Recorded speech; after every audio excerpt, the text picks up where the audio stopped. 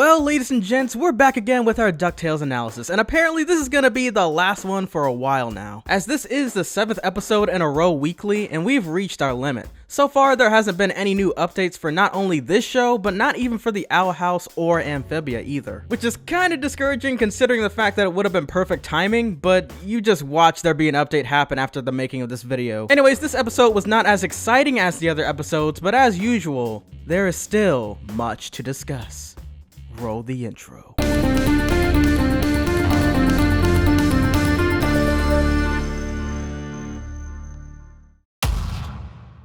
Straight from the beginning is Scrooge McDuck explaining about the Norse mythological serpent known as Jormungandr. You guys, you really don't want to know how many tries it took me to finally say Jormungandr's name right. Anywho, Jormungandr reemerges every decade, challenging the Earth's mightiest warriors in a wrestling ring. And if Team Earth loses, Jormungandr will later on destroy the world, so it actually is them fighting for the sake of the planet.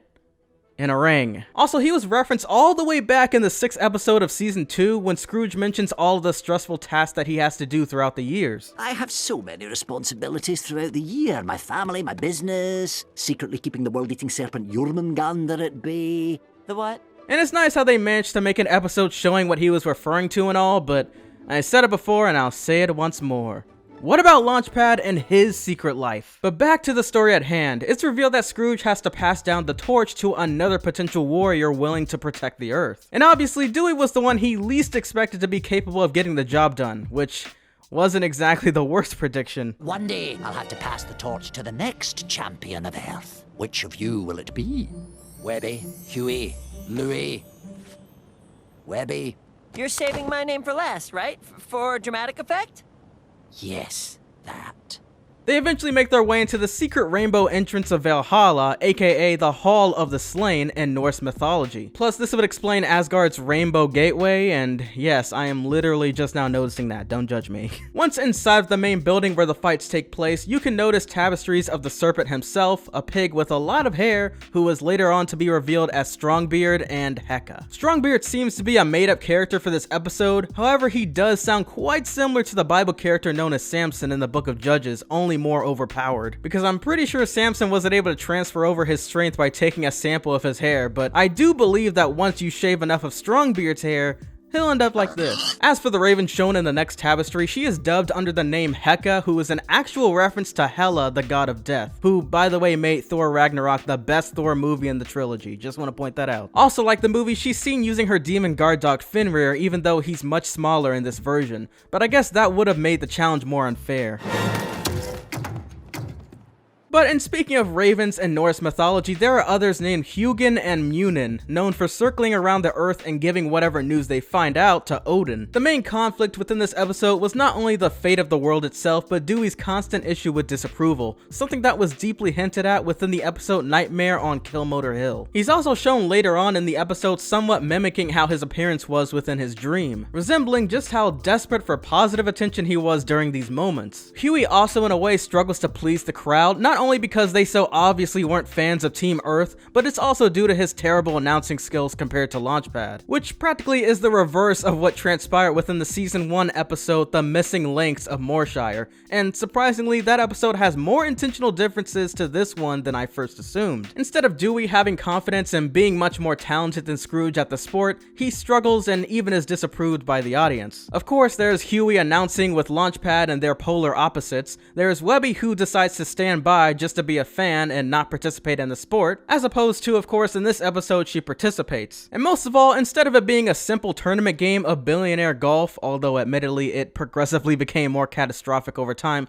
this episode is for literally the sake of the world. The only similarity, however, is that Louie is back at it again, temporarily betraying his home team in order to make a fast one. Dewey over time is discouraged to the point where he secludes himself outside of the ring arena, to which he soon met up with Scrooge, who only tells him what he needed to hear, not what he wanted to hear. Learning that sometimes it doesn't necessarily matter what the majority thinks, even if what you're doing is the right thing, and not everyone is cut out to take on a certain title. But what really gets Dewey motivated and back into the ring was Louie's pep talk about how no matter what scenario they cope themselves into, succeeding is always what they usually result in.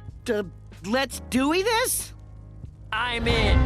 And this may be a small callback to the second season's premiere where Louis magically would predict what perils are ahead next in their adventures. Only in this episode, Louis ironically is predicting the good side of their ventures, which is the part where they still manage to win in the end. And in my opinion, I really do personally believe that Louis' character arc is pretty much almost done. He's learned to pretty much look at every single scenario at different angles and notice the positive side of each situation. Going back to the ring, Miss Beakley is called into action once Dewey was replaced, but soon is distracted by attempting to rescue Webby, who was thrown out of the ring. This leads to Dewey returning back onto the ring, who learns to not care for other people's approval, even though he somehow got approval once the crowd realized just how ruthlessly Jormungandr fought against him. I mean, no offense, but this is like the Tournament of Power. Have you guys not witnessed something like this before? So one of the previous champions, Strongbeard, tosses a lock of his hair in order for Dewey to have an advantage. And now, with the powers of dissatisfaction, the agility of a 12-year-old, and the lock of a demigod's hair, Team Earth vanquishes the competition. The Earth is saved by none other than Dewey from doing it once again.